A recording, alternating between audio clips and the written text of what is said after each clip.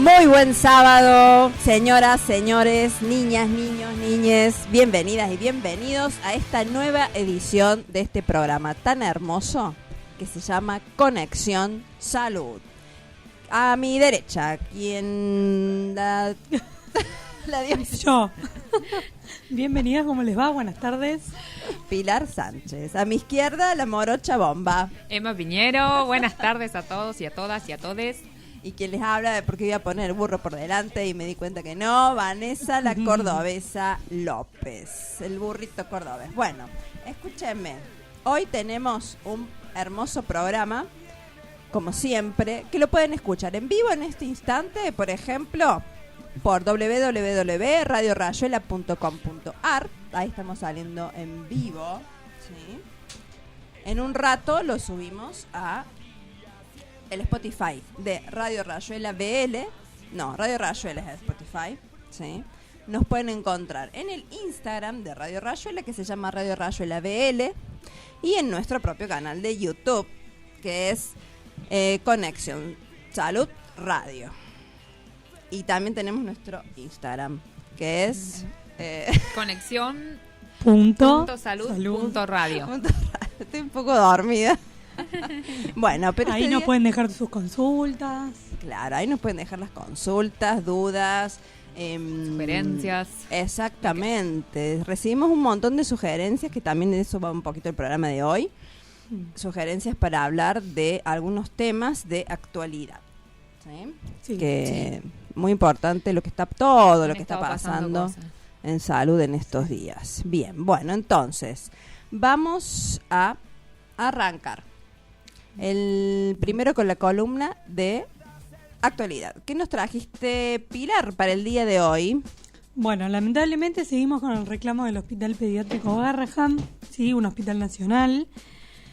Ayer, el 30 de mayo, se reunieron finalmente, después de un año de reclamarle al Ministerio de Salud de la Nación, una reunión justamente para una recomposición salarial. No, para la gente que pregunta cuál es el reclamo, es ese. Hoy en día, un residente de primer año, digámosle, que aclaro, los residentes y las residentes son médicos. Porque esto también circuló, ¿no? Yo tengo la desgracia de que leo los comentarios de las publicaciones. No sé para qué me hago eso. Y escucho, para hacerte mala sangre. No, pero después está bueno porque lo traes a explicar. Sí, claro, hay mucha gente. Bueno, pero los residentes no son médicos. No, sí, señora, claro. Son médicos que se recibieron y que además rindieron un concurso para estar en el hospital. Y les digo que seguramente los mejores resultados que tienen que ver con la nota que se sacaron en el examen y el promedio son los que ingresan al hospital Garrahan. Sí, claro. Qué bueno que lo aclaraste, porque además son dentro del orden de mérito, los que entran al Garrahan son los mejores.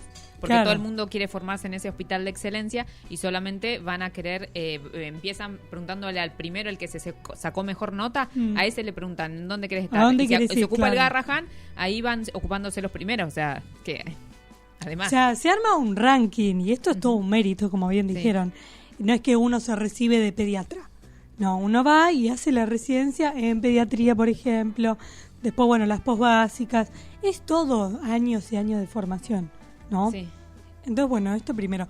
Se reunieron finalmente después de un año, porque esto ya viene hace bastante tiempo, un año por lo menos, que le están reclamando al Ministerio de Salud de la Nación, porque es un hospital de alta complejidad nacional, y la recomposición salarial. El año pasado, con el ex ministro, que ahora cambió, habían firmado un 28% que a las horas no ocurrió. Se firmó, se hizo el acuerdo y después no ocurrió, ¿no? Entonces, bueno, finalmente, pero esto quedó en la nada. Se juntaron ayer, dijeron, no hubo ninguna oferta de, bueno, podemos hacer esto, podemos hacer lo otro. No, simplemente quedó ahí. Eso lo comunicó la Asamblea de Residentes del Garrahan. Y esto tiene sentido porque hubo varios dichos del gobierno nacional, de distintos personajes, digámosle, en la misma línea, como que esto no es un problema sanitario, sino que es un problema político. No, como que el reclamo es político, no es sanitario. Que el presupuesto está, que la gente trabaja y que bueno, ¿no? Esto lo dijo la viceministra, Dijo Increíble. que esto es político, no que es un problema sanitario. Y después cuando este periodista del mal le dice, ¿pero vos trabajarías por esta plata? 700.000 pesos. 60 horas. No, bueno, sí, eso es grave. Bueno, ese es el reclamo, querida. Claro. ¿No? 60 horas en el mejor de los casos.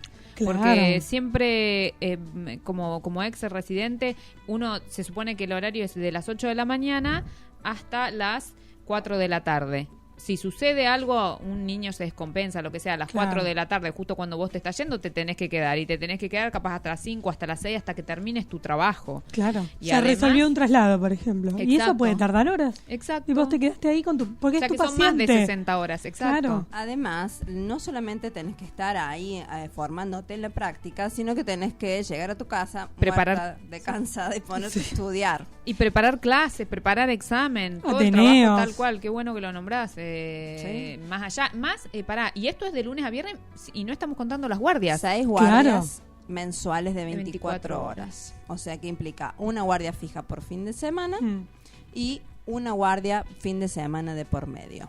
Sí, exacto. O sea, que eso en realidad son muchas más que 60 Son horas muchas semanales. Es una 770.000 pesos. Sí, Hermoso, y sí. el otro día sacaban la cuenta, lo que esa plata significa que han perdido desde el 2023, que está congelado el sueldo Claro. desde fines del 23, hasta ahora habían perdido el 55% del poder adquisitivo. Porque en realidad los números en economía, ahora que estoy estudiando economía, se Vamos. miden por poder adquisitivo. Claro. O sea, yo hace un año atrás con mi sueldo me compraba 100 leches por mes, ahora me compro 55 leches. Exactamente, gracias que trajiste, Emma, eso, porque es otra cosa que leo en los comentarios. Ay, bueno, pero esto siempre fue así. No es lo mismo tener esa plata en el 2022, en el 2021, que tenerla ahora. Claro, por eso se No habla de es lo poder mismo. adquisitivo. Hay Claro. que tener una medida de comparación. Yo no puedo comparar el sueldo de hace un año atrás con la inflación. O sea, toda esa cuenta se logra con el poder adquisitivo. Eso es lo que hay que mirar. Y Exactamente. esto genera la repercusión que tiene en la salud pública. ¿Cuál sería? Que el médico empiece o no quiera rendir para un hospital público, que sabemos que es de excelencia la formación, que se vaya a hacer un posgrado, que es de menor calidad la formación, que tenga que trabajar doble, y esto hace que rinda menos. Sí, que ni siquiera, viste, la residencia también aclaramos, Super explotación. es de del dedicación profesional. exclusiva. Sí. No, uno no puede tener otro trabajo. Exacto, El poliempleo no exacto. existe. Uno está haciendo la residencia. Te multan, te echan claro. si te ven trabajando en otro lado. Con lo cual vos Exactamente. dependés de ese sueldo y nada más Claro. para vivir. No es que, busque, trabaja más. Amén de que la cantidad de horas que nombramos, que Ya es no se puede trabajar humanamente más. imposible trabajar más, la residencia por ley es de dedicación exclusiva, todas. ¿No? Sí.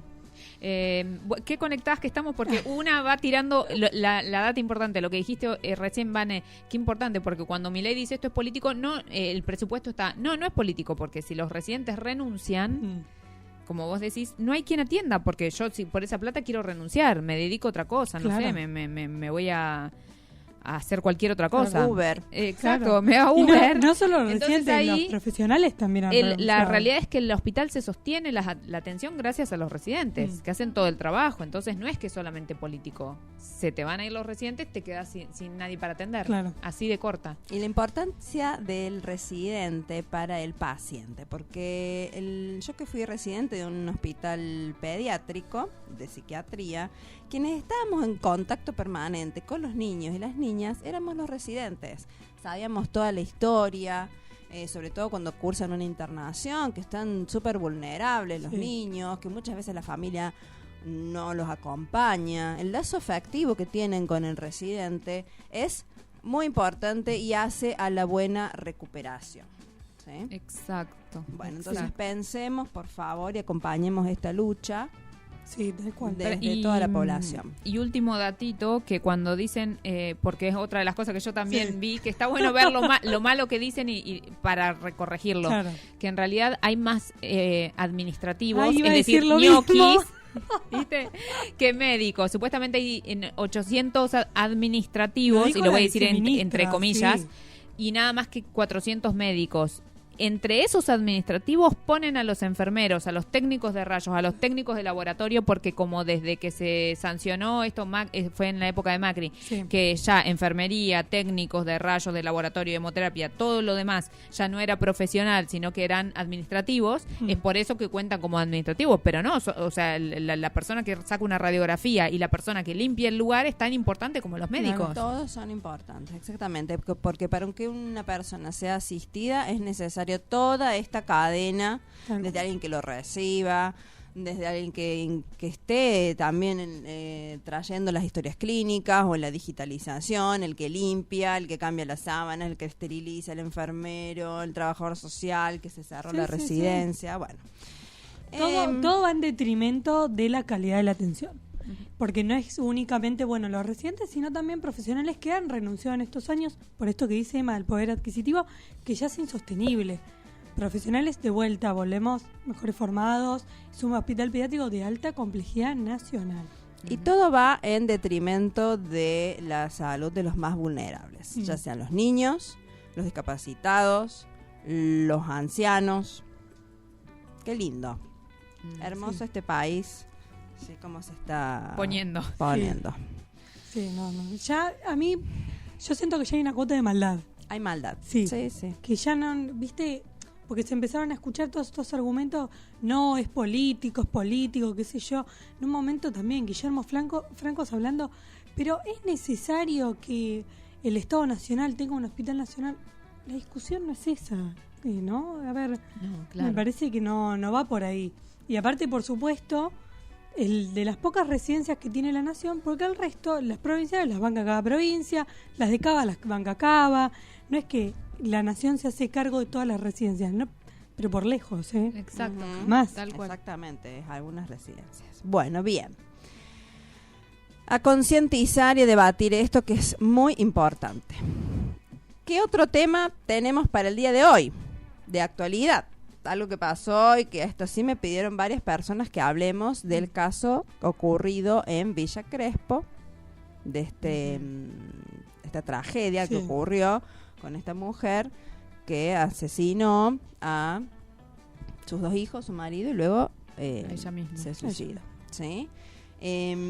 ¿Cuál fue el tratamiento que se le dio en los medios de comunicación? No muy favorable tampoco. Como siempre muy sensacionalista, ¿no? Y estigmatizante, porque siempre es igual el paciente de salud mental o el paciente que consume, peligro, acá, delincuencia, ¿no? Queremos erradicar, porque lo dice la ley de salud mental, que no va más la palabra peligro para una persona con padecimiento subjetivo. Peligroso es la persona que está en la cárcel, y la persona que está en la cárcel no recibe tratamiento porque generalmente no le hace falta. Si recibe tratamiento va a otro lado, ¿sí? La persona que está en la cárcel duerme tranquilamente, suponte, pero no necesita tratamiento. La persona con padecimiento subjetivo necesita, ahora vamos a explicar en qué momentos más, y se habla de riesgo, porque en el transcurso de una enfermedad, ¿qué sucede? Primero nosotros, esto es así en todos los aspectos de la salud, venimos con factores predisponentes, ¿sí? Que hereditarios, genéticos, congénitos, ¿sí? Que hacen que tengamos mayor o menor predisposición para un potencial riesgo en la salud, ¿sí? Y después tenemos los factores desencadenantes que tienen que ver con lo ambiental. Ahí es la cuestión económica, social, familiar, laboral, lo educacional, el estrés, el momento histórico en el que vivimos, ¿sí? Bueno, entonces depende de estos factores de que se encuentran los factores predisponentes y los factores desencadenantes que hacen que se despierte una problemática de salud mental, por ejemplo, en este caso. Entonces vamos a tener un periodo agudo de la enfermedad, ¿sí? Que es donde ahí aumentan los riesgos, ¿sí? Hay muchos síntomas. En el periodo agudo, entonces aumenta el riesgo de descompensación ¿sí? De vida, muchas veces, de vida para uno o de riesgo para terceros. Eso siempre se evalúa, y cuando se evalúa un riesgo para sí o para terceros, la persona necesita la internación, ¿sí? La internación es como último recurso. Para aliviar una internación en agudo, se dice que es para bajar estos síntomas y que la persona deje de estar en riesgo. Entonces se le da el alta cuando se valora el médico que ya no implica un riesgo para sí o para terceros. Claro, esto para derribar un poquito los mitos, porque muchas veces también surgen estas noticias, o no sé, me acuerdo lo de Chano, por ejemplo. Sí. Y todo el mundo salió a hablar mal que la ley de salud mental más o menos era una bosta, porque la gente no se podía internar. No, claro, sí. Existen las internaciones voluntarias y las involuntarias, todas contempladas en la ley de salud mental. Pero ¿quién decide? Un equipo interdisciplinario de salud decide si hay un riesgo cierto o inminente para sí o para terceros, como dijo Vanessa, pero siempre hablando de riesgo, no de peligro. Riesgo potencial, claro. Riesgo potencial, exactamente, un riesgo potencial. Y está bueno esto que mencionas, Pilar, porque acá cuando la persona, el médico o el equipo, no es el médico, es el equipo interdisciplinario, porque eso también dice la ley, ya no es no un es la médico. Policía, no es el juez, no, es un equipo de salud interdisciplinario. Sí, entonces, cuando el equipo dice, por ejemplo, el médico psiquiatra dice, che, lo veo descompensado, y la trabajadora social, por ejemplo, dice, y no hay una familia continente. Claro. Entonces, o sigue expuesto a este factor desencadenante de descompensación. Entonces eso también se valora. Que a veces es la familia. Muchas veces es la familia, ¿sí? Entonces, bueno, este equipo interdisciplinario hace que, por ejemplo, la persona tenga que internarse. Cuando la persona no quiere internarse y el riesgo o la familia tampoco la quiere internar, muchas veces sucede, ¿sí? Está la posibilidad de la internación involuntaria. Vamos a suponer que es cuando la persona no se quiere internar. Existe la posibilidad de la internación involuntaria, que tiene todo un recorrido, que eso lo contempla la ley, que tiene un recorrido muchas veces un poco engorroso, difícil, que eso es lo que hay que reforzar, no ir a modificar la ley, sino que hay que poner más dispositivos que agilicen estas internaciones involuntarias, que agilicen cuando la persona está atrincherada muchas veces en la casa, descompensada, y viene el familiar desesperado, ¿qué hago con mi familiar que está ahí, se está poniendo mal? Bueno, hay que ir a hacer la denuncia al juzgado, ¿sí? Sí. El juzgado emite una orden, un oficio que hace que vaya al efector del lugar, de la zona, que es el efector encargado de ir al domicilio, evaluar, que generalmente es un médico psiquiatra, y un equipo también interdisciplinario, a veces va la policía también, dependiendo del caso, evalúa a la persona, la lleva a un hospital general, en principio, otras veces es a un hospital psiquiátrico, y ahí se vuelve a evaluar la pertinencia de la internación y queda la persona internada, ¿sí? Ahora, ¿qué pasa también? Muchas veces los hospitales generales tampoco están preparados para las internaciones psiquiátricas. No, claro, porque de vuelta que dice la ley que un hospital general tiene los recursos como para una internación de salud mental, pero bueno, de ahí a tener los instrumentos adecuados para internar a una persona que requiere otros requerimientos, Sí, unas intervenciones, por ejemplo, ¿qué sucede? Muchas veces en el hospital general está el paciente psiquiátrico con el que se sacó el apéndice. Claro, en una cama, en la guardia, es un trato... En el box. Exacto, tiene que estar como claro. O muchas veces tampoco hay médico psiquiatra todos los días. Sí. Porque también no quieren. Hay un poco algo así que no quieren. Hay una resistencia. Claro, no me lo interné porque no puedo, no quiero, está... Y bueno, así se evalúa. Exactamente, tiene que estar el personal de enfermería preparado también. Y cuando la persona tiene obra social o prepaga, va al hospital, a la clínica, ¿sí? Claro. Y esto lo digo porque yo trabajé en la clínica. A veces venía la persona descompensada, no se quería internar, y se hacía una internación involuntaria. Cuando llegaba la persona, se hace la internación involuntaria, se pone en la historia clínica, esta internación fue involuntaria, y a los días llega no me recuerdo qué organismo.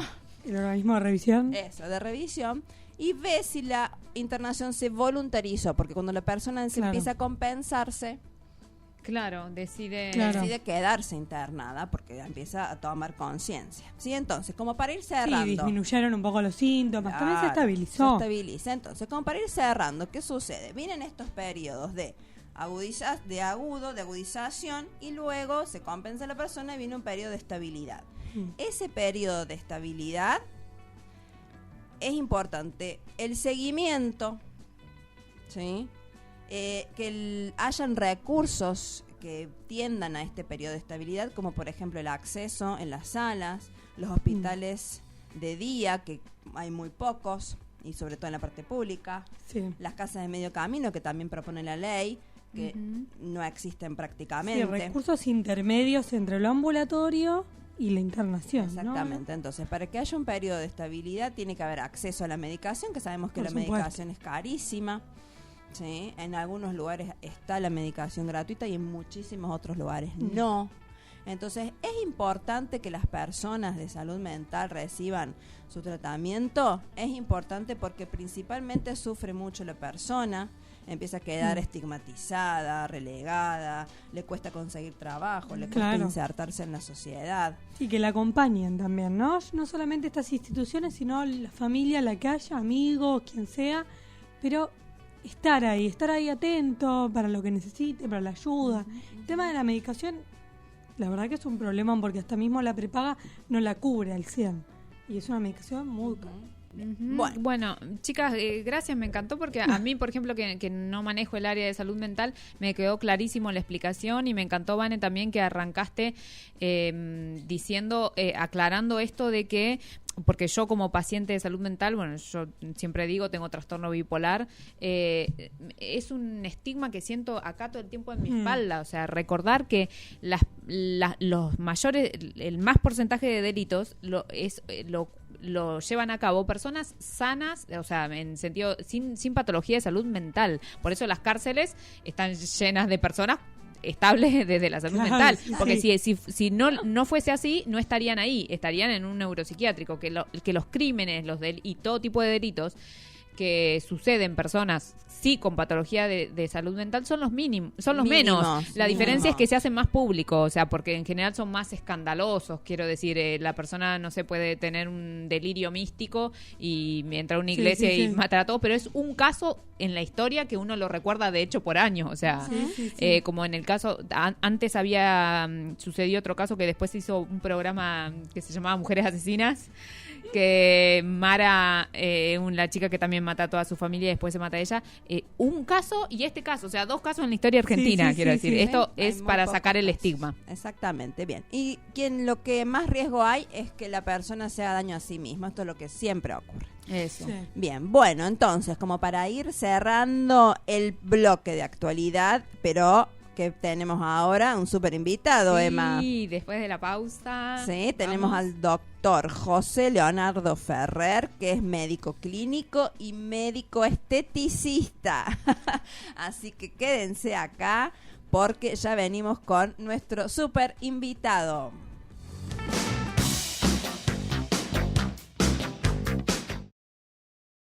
Arrancando. Bueno, bienvenida y bienvenidos a este nuevo bloque y bienvenido, doctor.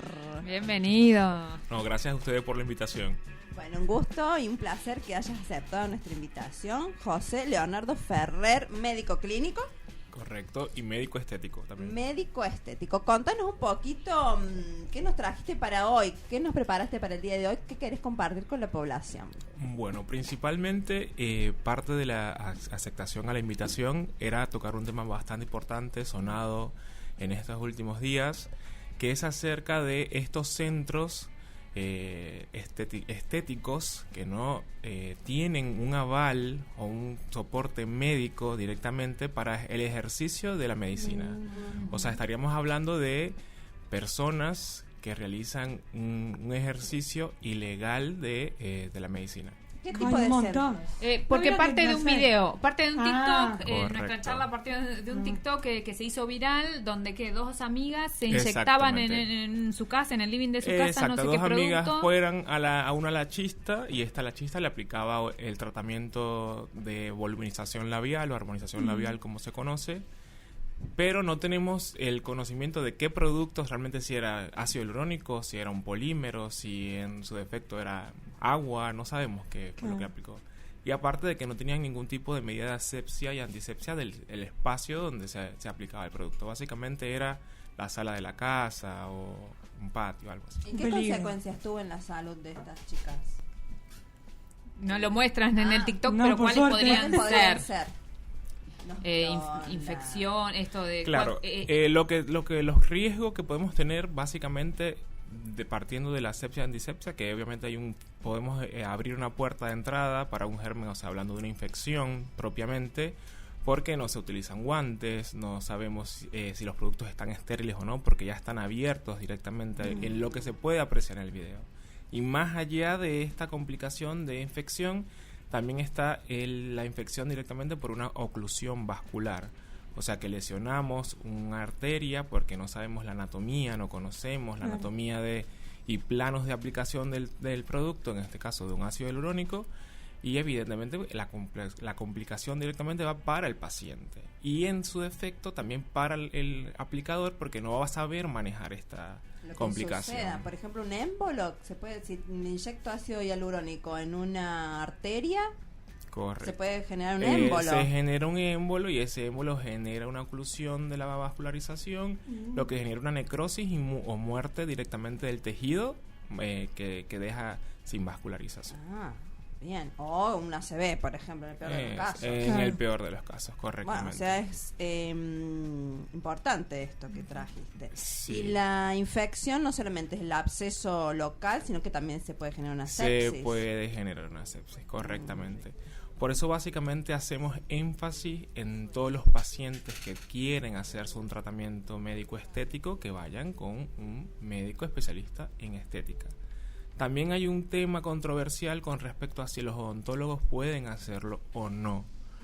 Pero está avalado acá en la Argentina que se puede hacer el ejercicio de tratamientos estéticos desde el punto de vista odontológico, ya que ellos también estudian la anatomía facial al igual que nosotros. Y tienen información en fármaco también. Exactamente, en farmacología y obviamente todo lo que es un abordaje directamente de lo que sería... Bien. Bueno, pero únicamente facial. Exactamente. Ellos directamente se Claro. limitan a facial. Ya nosotros obviamente tenemos un campo más amplio Claro. desde lo corporal también. ¿Y qué otras prácticas más allá de esta de la colocación de productos en los labios, por ejemplo, sabes que son de riesgo, José? Bueno. Que se practican en estos centros. Que Claro, no en estos estarían centros, habilitados.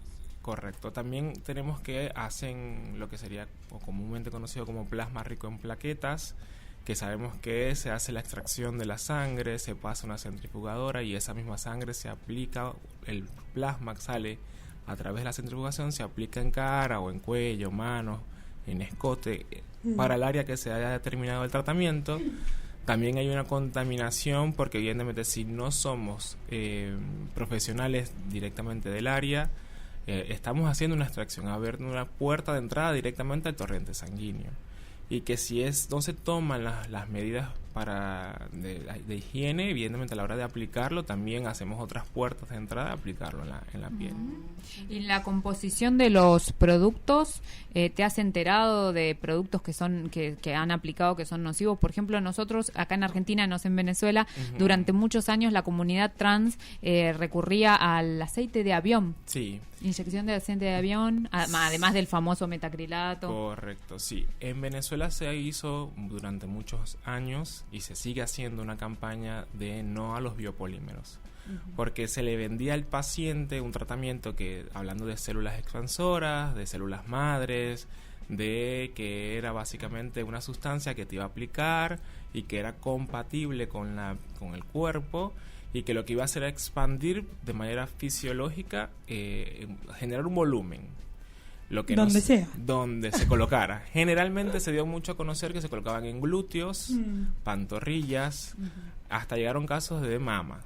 Asimismo, a nivel facial, labios, pómulos, contorno mandibular, que generaba, se sabía ya, el pueblo en general, la población en general, sabía de un paciente que tenía polímeros, básicamente porque se acumulaba como una esfera y tenía tenderse a caer la fascia donde estaba colocada. Eso se hizo mucho énfasis directamente desde el punto de vista plástico, o sea, desde el punto de vista quirúrgico. Los cirujanos plásticos hicieron campaña para, evidentemente, tratar a todos estos pacientes que estaban teniendo consecuencias directamente de los polímeros. ¿Cuáles son los polímeros? ¿Cómo se consiguen, digamos? Generalmente el polímero viene del aceite de avión, porque es un polímero. Es un polímero. Del derivado del metacrilato también, un polímero. Está en la misma silicona que conseguimos en las librerías. Eso mismo colocaban como relleno para dar un aumento de volumen. El cuerpo, al evidentemente reconocerlo como no propio, una sustancia ajena, lo encapsulaba y se generaban microesferas que viajaban a nivel de torrente sanguíneo. Ahí vienen los émbolos, el riesgo de tapar cualquier tipo de arteria del organismo. Ahí se vieron muchos pacientes que sí tuvieron ACV, tromboembolismo pulmonar, patologías cardíacas como un infarto y obviamente... En el caso del metacrilato, calcifilaxis y formación de litos en el riñón, que eso fue lo que terminó llevando a diálisis y a la muerte a Silvina Luna. Correcto. Me olvidé lo que iba a decir. Que el problema es la cantidad, porque en su momento la FDA aprobó el metacrilato hasta 1 mililitro, que sería la jeringuita de tuberculina, la jeringuita más mínima, 1 mililitro para los labios. El problema era que en glúteo, o sea, creo que Silvina se había puesto, porque en su momento ella misma lo dijo, algo así como 500 mililitros. O sea, 500 jeringas cuando lo permitía era una sola. Correcto. Es que básicamente se vuelve un patógeno por básicamente el volumen, la cantidad que se colocaba en el paciente. Bien. ¿Y algún otro método que sea de riesgo, por ejemplo, que se pueda hacer de manera doméstica? Entiendo que te has enterado. Sí, el Botox, ¿no? Sí, bueno, el Botox es súper conocido, es uno de los tratamientos más conocidos del mundo de la medicina estética. Y tenemos que tener en cuenta, que siempre lo recalco mucho en mis historias, que el Botox directamente es la marca y que el activo es la toxina botulínica. Que hay las 3 marcas más conocidas acá en Argentina son el Botox propiamente, el Xeomin y el Dysport. Hay, por la facilidad a lo mejor que tiene la aplicación, entre comillas, del producto, hay muchos videos, obviamente, con toda esta viralización de las redes sociales, todo este uso ahora a demanda de las redes, nos incita a nosotros como profesionales a hacer videos como para que el paciente más o menos tenga una idea de cómo se aplica, y de allí estas personas que hacen intrusión en la profesión toman la práctica directamente de un video que a lo mejor se explicó, como para que el paciente tenga una idea de más o menos cómo es el procedimiento. Y sabemos que esto va directamente al músculo. Lo paraliza. Exactamente, lo neuromodula. Y evidentemente genera la tosis palpebral, asimetrías de la expresión. ¿Qué es la tosis palpebral? Para que la tosis palpebral básicamente es cuando hacemos una caída de lo que sería el arco ciliar, o sea, lo que es el arco de la ceja. La ceja tiene una caída, es como que cae el párpado sobre el ojo, y hay una simetría con respecto al otro ojo, al contralateral. Uno abierto, el otro como muy cerradito, caído. Y que, porque tampoco es demonizar a la sustancia, porque en realidad el Botox tiene un montón de beneficios, además del estético, ¿no? Exactamente. ¿Cuáles serían? Se ha estudiado en los últimos tiempos y se ha tratado a la toxina botulínica, hablando del activo propiamente, como un antidepresivo. ¿Por qué se trata como un antidepresivo? Básicamente porque al paciente, generalmente cuando está depresivo, está enojado, está triste, y al neuromodular los músculos de la expresión, el cuerpo no puede ejercer este signo de enojo, este signo de no es que lo genera, pero en menor cantidad, porque hay que recalcar que esta es una parálisis parcial, una neuromodulación. No es que lo vamos a paralizar por completo, no vamos a quedar sin expresión. Y se ha evaluado con los psiquiatras directamente, quienes dicen que al disminuir evidentemente la expresión facial, el cuerpo no tiene la cantidad de darle toda esa emoción de tristeza o de molestia, y lo que da un beneficio secundario claro. de un paciente más alegre, más feliz, aparte que desde el punto de vista de la autoestima, obviamente el paciente se ve mejor, se ve sin arruguitas, una piel más luminosa, una mirada más abierta, sigue conservando todas sus expresiones, pero moduladas. Claro. O sea que están habiendo trabajos al respecto. Están habiendo trabajos. Y también yo tenía entendido que se usa para el estrabismo. Exactamente. Se usa no solamente directamente desde lo estético para lo que sería las líneas de expresión, sino para el estrabismo se están actuando a nivel de los músculos rectos y del ojo para llevar a que neuromodular un poco la fuerza del músculo que tiene, que está ejerciendo la fuerza y desvía la mirada. Se está utilizando también para el bruxismo, que el bruxismo básicamente viene de este desgaste de los dientes, que tenemos placas odontológicas y rompemos por la fuerza que ejerce el músculo macetero. También para la hiperhidrosis, que es la sudoración excesiva de palma de mano, de cuero cabelludo, de axilas principalmente. Y también que tenemos un uso que no va solamente en la parte superior o lo que sería comúnmente conocido como tercio superior de la cara, sino que ahora también le hemos buscado uso en el tercio inferior de la cara. Para la migraña también se está utilizando. En la zona temporal, el músculo temporal, colocamos unas pocas unidades allí y alivia bastante los síntomas de la migraña. O sea que la toxina botulínica es una sustancia, cuando está bien usada, noble, como todo aquello en medicina. Exactamente. Así que lo que sí hay que aplicarlo con gente bien formada. Y sabes que yo, por ejemplo, que soy médica clínica, ni loca me animo a hacer nada estética, porque tienen toda una formación de cuántas unidades, cuánta cantidad. O sea, si viene una amiga que me dice, te traje esta cerradita la ampolla, yo no se la aplico. No, lo mando a José. O sea, porque más allá de que yo conozca la anatomía, hay toda una formación en la estética. Correcto. Claro, la cantidad. Como en todo. Todas las especialidades de medicina. Exactamente. La cantidad que vas a colocar, la profundidad. La profundidad, exactamente. Claro. Es que de ahí va el éxito del tratamiento, de conocer no solamente, como decimos, la anatomía, porque bueno, desde el área médica hay muchos que conocemos anatomía, que obviamente vimos en la formación del pregrado, pero es directamente ya una especialidad. Okay. En Córdoba había un caso que resonó, que una persona se había puesto para las arrugas del cuello, o le puso otra persona que no era médico, y se le paralizaron los músculos de la respiración y estuvo 6 meses en terapia intensiva con respirador. Andás a ver la cantidad que le habían puesto, claro, sí, puede es pasar. Que exactamente, el tema va parte también de eso, de la cantidad de unidades. Ya eso está como estudiado y básicamente desde el estudio, desde los puntos, las unidades que van por cada músculo, de ahí también se hace un poco también en la práctica, que vamos viendo que un paciente necesita más, pero siempre meticuloso. Es mejor pecar por menos que por más. Bien. Bueno, genial. Y algo como para, ¿no? Para pasar a otro tema. Okay. Lo que es el cáncer de piel, suponte. ¿Hay algún tratamiento que se esté muy de moda que lo favorezca? Digamos que favorezca la aparición del cáncer. Básicamente, desde lo más básico, hay que tomar en cuenta, y se hace mucho énfasis en todos los pacientes. Particularmente a mí me gusta mucho hablar en las historias de lo que sería el Instagram, lo publico también en los estados de mi WhatsApp. Para evitar el cáncer de piel hablamos principalmente de protección solar. Sí. Hay una tendencia ahora que los pacientes preguntan por qué antes no y ahora sí. Lo que pasa es que las redes nos permiten ahora ampliar un poco más la información, llegar a más personas. Y evidentemente al uso de internet tenemos mayor información al acceso de la mano con un celular. Entonces, uno de los tratamientos... también que uno se fue actualizando y que cambió. Correcto, todo. Al ser una ciencia, no es una ciencia dura. Hay más información, uno se actualizó. Correcto. Las cosas cambiaron hace 30 años. Claro, ¿qué es lo que dicen los pacientes? El médico nunca deja de estudiar. Claro. Efectivamente, nosotros nos vamos actualizando porque es una ciencia. Haciendo el uso diario de protector solar, vamos a evitar que evidentemente los radicales solares, hablando de rayos UVB, UVA, nos generen una lesión, una quemadura en la piel, y que eso ayude a promover la formación de un cáncer. Si hablamos de un tratamiento médico directamente que pudiese generar este tipo de patología, pudiésemos hablar de los láser, pero vamos al mismo punto de inicio. Un láser que sea aplicado por personas que no estén capacitadas. Claro.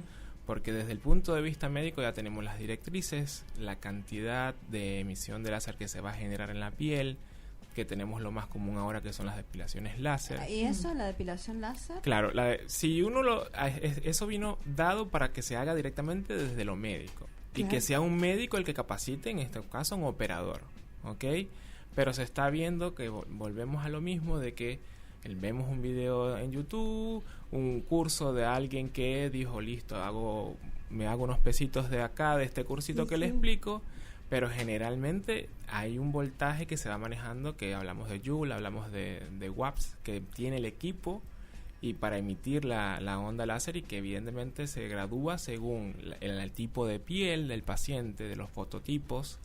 Depende de la cantidad o el grosor del vello en este caso, y que se va haciendo progresivamente. En cada sesión se puede ir aumentando progresivamente para tener un mejor beneficio, y que sabemos que el láser no solamente va a generar, en este contexto hablando de depilación, que inhibamos un poco la formación del folículo, que salgan los vellos, sino que también va a promover el colágeno por termogénesis, o sea, por generar calor. Pero todo esto se conoce desde lo médico. Claro. Ahora bien, las personas creen que pasando el equipo, vamos, listo. Qué peligro, porque todas las veces que me he hecho depilación láser fue en el garage de una casa, porque además las máquinas ni siquiera necesitas comprarlas, que son carísimas, las alquilás, y cualquiera que te la alquila no te pide papeles, te la alquila. Dice, vos dame la plata, yo te presto la máquina, la paso a buscar a las 8 de la noche. Exacto. Y entonces cualquiera te pasa la máquina, le manda cualquier frecuencia, cualquier... Tal cual. Entonces ahí es donde tenemos las consecuencias, desde generar una lesión, una quemadura que va a dejar una secuela en el paciente, y que después estos pacientes que acuden a estos centros vuelven con el médico para que nosotros reparemos todo eso. Sí. Bien, bueno, muy interesante. ¿Y querés contarnos un poquito, José, cuáles son las consultas más frecuentes que tenés en tu consultorio a nivel ya de estética? Claro. ¿Y qué cuidados hay que tener, etcétera? Sí, ¿A quién le recomiendas, a quién no? Bueno, hablando de la medicina estética, hay que tener en cuenta de que esta es una rama de la medicina que sale evidentemente para, en su momento, en su inicio, como todo hablábamos anteriormente, ha ido cambiando, sale para corregir asimetrías principalmente faciales, para voluminizar áreas, para reposicionar tejidos que con la edad obviamente tenemos que se va reabsorbiendo el hueso, la grasa, y eso evidentemente la piel no tiene sostén y cae. Entonces, dentro de las consultas más frecuentes que tenemos, los tratamientos más frecuentes, principalmente está lo que es la toxina botulínica, porque es el único neuromodulador que hay actualmente en el mercado, distintamente la marca, pero la toxina botulínica es muy demandada, es el tratamiento número 1 a nivel mundial. Y en secundario a esto está el ácido hialurónico, que tenemos, que es un ácido hialurónico reticulado, que es con el que generamos volumen. Reticulado viene de red, de que tiene mayor fuerza, de que una enzima que generamos nosotros, que es la hialuronidasa, se encarga de degradarlo, va a demorar un poco más en hacerlo porque está junto, están todos pegaditos. Y desde ahí cursan todos los tratamientos que hacemos con el ácido hialurónico reticulado para dar volumen. Labial es muy demandado, lo que es la armonización labial. Mira. Actualmente uno de los tratamientos más demandados en consultorio es la rinomodelación. La rinomodelación básicamente es la aplicación del ácido hialurónico a nivel de lo que sería la nariz propiamente, para mejorar lo que sería el perfil nasal, darle punta a esa nariz, mejorar la jiba que se pueda generar propiamente por alguna alteración del tabique nasal propio, y que el paciente está acudiendo a hacerlo en consultorio médico estético porque no quiere pasar por el quirófano. Dice, no quiero la rinoplastía, porque se conoce que es muy dolorosa, porque la recuperación, el post es muy traumático, porque me da miedo que me hagan anestesia general, porque me da miedo, ya solamente el paso de hablar de quirófano me da miedo. Y tengo una pregunta, esta rinomodulación, ya que es con ácido hialurónico, ¿también se degrada y hay que volverla a hacer en un tiempo? Exactamente. Hay que tener en cuenta de que los tratamientos médico-estéticos, el común es que la mayoría se vuelven a aplicar. ¿Por qué? Porque usamos productos biocompatibles que el cuerpo, al reconocerlos como propios, El cuerpo en su momento empiezan, estas enzimas que a nosotros nos van envejeciendo se encargan también de degradar ese ácido para llevarnos a un proceso fisiológico de envejecimiento. Si yo tengo volumen labial que me agregué con ácido hialurónico, la misma hialuronidasa, que es la enzima que lo degrada, lo va a ir degradando de a poco, va volviendo al volumen anterior, igual en la nariz, va volviendo a lo que era su anatomía anterior y posteriormente voy a tener que volverme a aplicar el tratamiento. ¿Y en cuánto tiempo, por ejemplo? Generalmente cuando hablamos de nariz, de 12 a 14 meses. Ajá. Cuando es de labios, 6, 8 meses. Cuando es el contorno mandibular o pómulos, que también se colocan en esa área, 14 meses aproximadamente. ¿Por qué varía el tiempo? Por la densidad del ácido. No es el mismo ácido el que coloco en la nariz que el que coloco en el labio, ni es el mismo ácido que coloco en el contorno mandibular. Bien, bueno, genial. ¿Y alguna otra consulta frecuente que tengas? Sí, actualmente una de las consultas boom, por así decirlo de una forma, son los bioestimuladores de colágeno. ¿Por qué? Porque viene directamente de ver los actores, actrices de Hollywood que de repente estaban envejecidos y ahora están como de 15, como si no hubiese pasado el tiempo. Todo el mundo se... Y no es filtro. Y no es... Exactamente. Y no es filtro. Y todo el mundo se da cuenta como que ¿qué pasó? Claro. O sea, ¿Cómo ¿qué lo logran? ¿Cómo lo logran? Entonces hay sustancias actualmente activos, hablando de hidroxiapatita de calcio, ácido poliláctico, que vienen directamente a generar un estímulo del colágeno propio. O sea, van a actuar a nivel de la célula, de los fibroblastos, que son las enzimas encargadas de producir colágeno, y van a generar colágeno propio, como dije anteriormente. O sea, no es que estoy inyectando colágeno, no.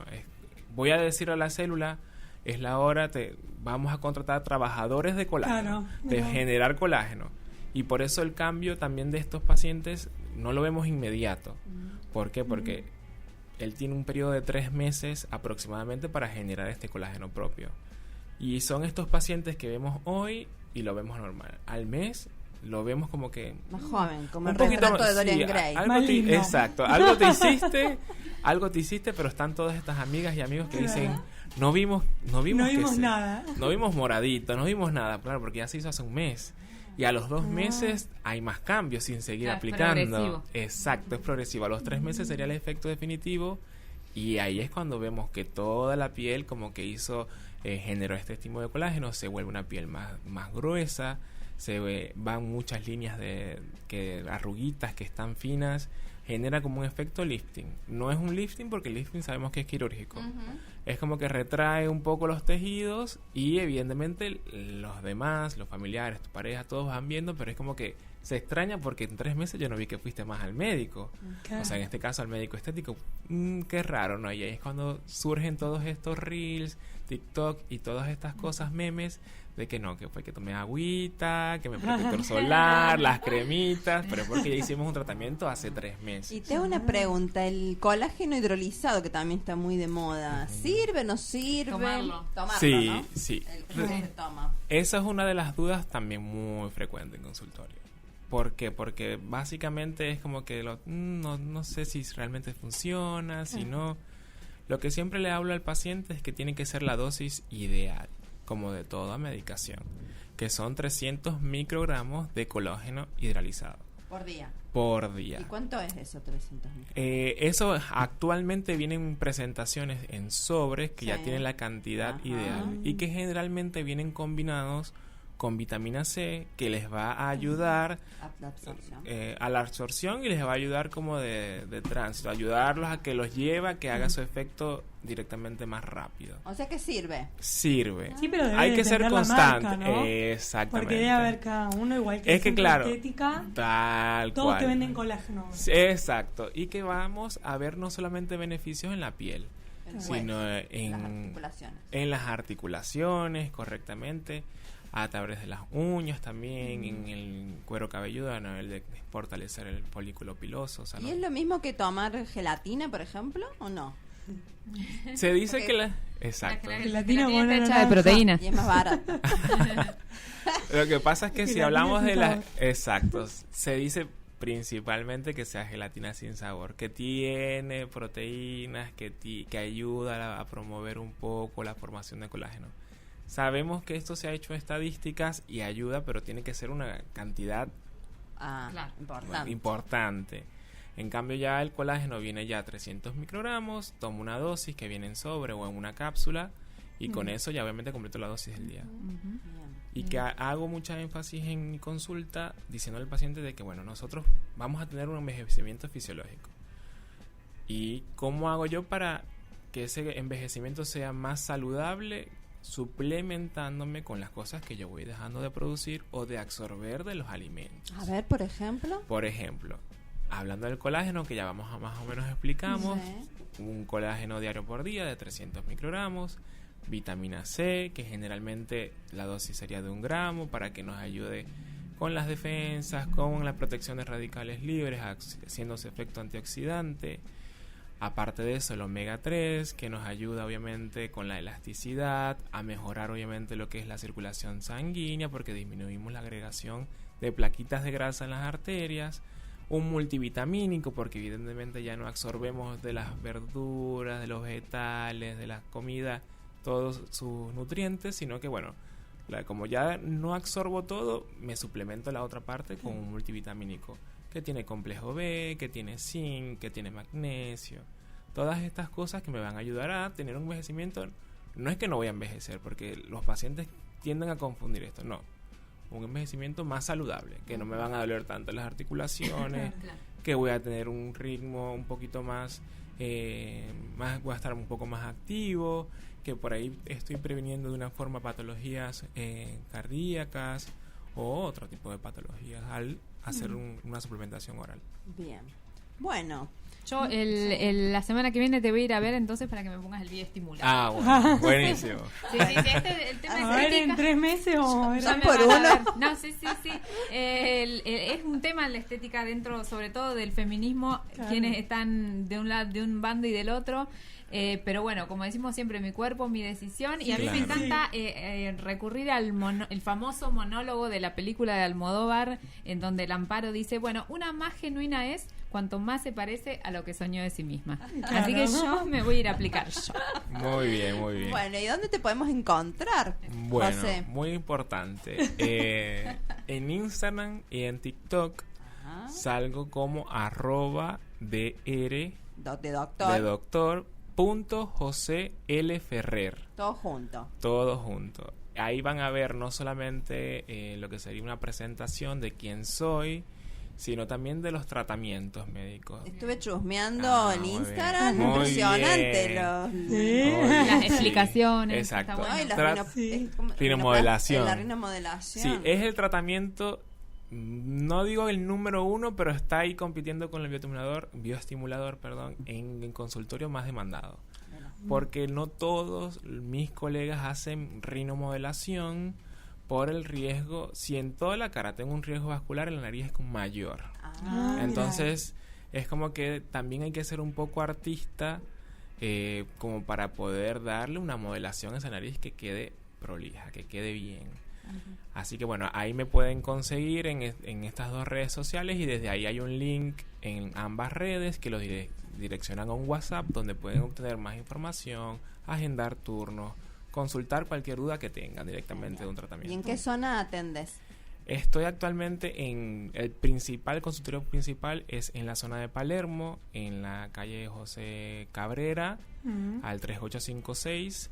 Y en San Fernando también estoy en la calle 9 de julio, 1209, esquina de Constitución. Y voy al mes, cabe acotar, una vez al mes a Mar de Plata y hago una jornada Ah. en un centro estético allá con una amiga. Bien, genial. Qué lindo. Bueno, me encantó tu participación, muy Gracias. explicativa, muchas Gracias, gracias. muchas Entendió No, bárbaro. gracias a ustedes por la Sí. invitación. Sí. Sí, Gracias a bueno, ustedes. y si tienen el público alguna duda, Me escriben. nos escriben. ¿Qué dice acá? Nos pasaron un cartel. Ay. Gente que nos saludó. Ah, en vivo, saluditos. de Instagram. Qué lindo. Qué linda. Gustavo Muso, Delgado Duarte, Cristina Santoro, Analía Martínez Ascurra, Mariana Peluso y el licenciado Frutos. Bueno, un Bueno, saludo. muy bien. Muchas Gracias. Un gracias. saludo a nuestros Nos estuvieron oyentes. Y cualquier Sí. cosa ya saben dónde encontrar, doctor. Ujú. Sí. Así Sí. es. Bueno, muchísimas gracias, No, José. gracias a ustedes. Y- Y cualquier duda que tengan o algún nuevo tema, no tengo ningún problema en Bueno. acompañarlos otro Súper día. interesante. Muchísimas Bueno. gracias. No, por Bueno, hermoso el programa de hoy, como Sí. siempre, súper explicativo, informativo, porque lo hacemos con muchísimo amor este programa y por amor a la salud. Bueno, y nos vemos la semana que viene. Misma El hora, sábado que mismo viene. canal. Ahora, Exacto. sí, Nos con un vemos. invitado, Río Janctus, que nos va a venir a hablar de la historización de la ley de diversidad. Hermoso. Bien. No se metan en cualquier centro de estética, por favor. No, no. No, Pidan no, matrículas. garage. Pidan Al matrículas. garage. Sí, Nosotros sí. vamos a poner la Pidan matrícula del matrícula. doctor. Exactamente. Todo chequeado. Chao. Adiós, nos vemos. Cuídense el fin de semana.